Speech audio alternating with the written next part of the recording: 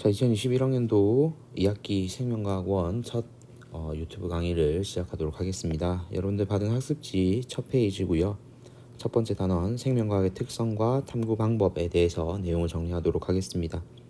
먼저 생명과학에 대해서 우리가 어떤 과목인지 소개를 했었죠. 생명체의 특성을 탐구하는 과학의 한 분야로서 세포학, 분류학, 생태학, 해부학 등을 포함하고 있는 학문의 분야를 우리는 생명과학이라고 얘기합니다. 자, 생명과학의 탐구 방법에 크게 두 가지 내용을 우리가 다루게 될 건데요. 실제 시험에서도 자주 언급되는 부분이기 때문에 반드시 기억해 주셔야 되는 부분입니다.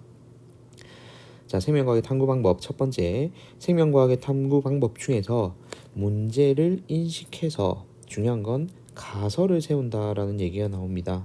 그래서 이 가설을 검증하기 위한 실험 탐구를 계획하고 실제 수행한 다음 결론을 내리는 과정을 연역적 탐구 방법이라고 얘기합니다. 자, 그리고 여러 가지 자료를 종합하고 분석해서 일반적인 원리나 법칙을 도출하는 탐구 방법은 귀납적 탐구 방법이라고 얘기합니다. 그래서 이 두 탐구 방법의 차이점을 구분 지을 때 가장 핵심적인 것은 이 가설을 세우느냐 세우지 않느냐로 구분해 주시면 여러분들 좀 더 쉽게 찾으실 수가 있습니다. 자, 그러면 연역적 탐구 방법의 과정을 한번 살펴보도록 하겠습니다. 자, 자연 현상들 관찰을 하다가 특정 현상에 대해서 문제를 인식하고 이 문제에 대해서 이 문제는 이렇게 해서 일어날 것이다 라는 잠정적인 답을 내리는 단계가 시작됩니다. 그게 바로 가설 설정이 되고요. 이렇게 세운 가설을 바탕으로 해서 탐구를 설계하고 실제 수행을 한 다음 나온 결과를 자료를 해석하고 또 가설이 처음 세운 가설과 이 실험 결과, 탐구 결과가 일치하는지를 확인하는 과정을 거치고요. 가설이 타당하지가 않았다. 그러면 다시 가설 설정 단계로 돌아가야 되거든요. 그래서 돌아가서 하는 행동은 가설을 수정하는 거죠. 그래서 가설을 수정하는 단계로 이어지고요. 가설이 타당했다. 그래서 유의미한 결과값을 얻었다. 그러면 우리는 결론을 도출합니다.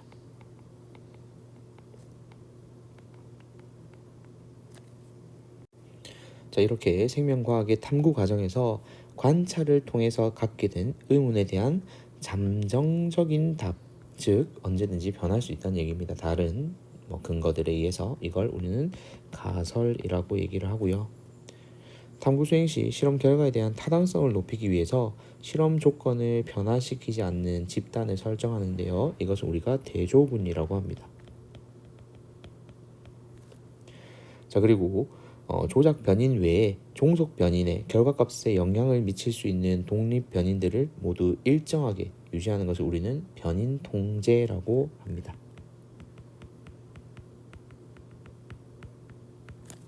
자, 그럼 실제로 실험을 했던 사례를 통해서 이걸 한번 구분을 지어 보겠습니다.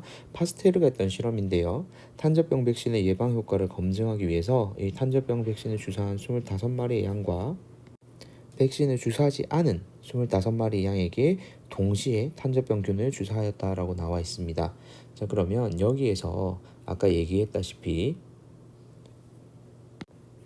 실험군은 우리가 필요에 의해서 우리가 이 가설을 검증하기 위해서 임의의 조건을 제공하는 거죠. 그래서 여기에서는 탄저병 백신의 예방 효과를 검증하기 위한 거니까 탄저병 백신을 주사한 양들이 실험군이 되겠죠. 그래서 실험군에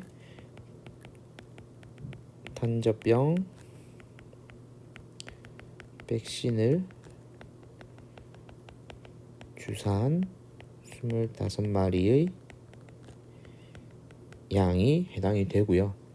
그렇다면 대조군은 아까 위에서 우리 4번에서 얘기했다시피 타당성을 높이기 위해서 실험 조건을 변화시키지 않은 집단이거든요. 즉 백신을 주사하지 않은 양들을 얘기하는 겁니다. 그래서 대조군은 백신을 주사하지 않은 25마리의 양이 되겠습니다. 자, 그렇다면 이 실험에서 이 사례를 통해서 우리가 조작 변이, 우리가 임의적으로 이 실험을 위해서 두 집단을 다르게 차이를 둔 것은 백신을 주사하였느냐 하지 않았느냐겠죠. 이걸 우린 조작 변인이라고 얘기합니다. 그래서 백신의 주사 유무가 조작 변인이 되겠죠. 자, 이렇게 해서 우리는 오늘 생명과학이 어떤 교과목인지, 그리고 이 생명과학을 탐구하는 두 가지 방법, 연역적 탐구 방법과 귀납적 탐구 방법, 그 중에서도 특히 연역적 탐구 방법의 가설 설정과 그리고 이 탐구 과정에서 실험군, 대조군, 그리고 통제 변인, 이런 내용들을 다뤘습니다. 우리 교과서에 있는 나와 있는 사례의 예시들과 학습지에 나와 있는 예시들까지 여러분들 잘 비교해서 분석할 수 있도록 합니다. 자, 오늘 강의는 여기까지입니다.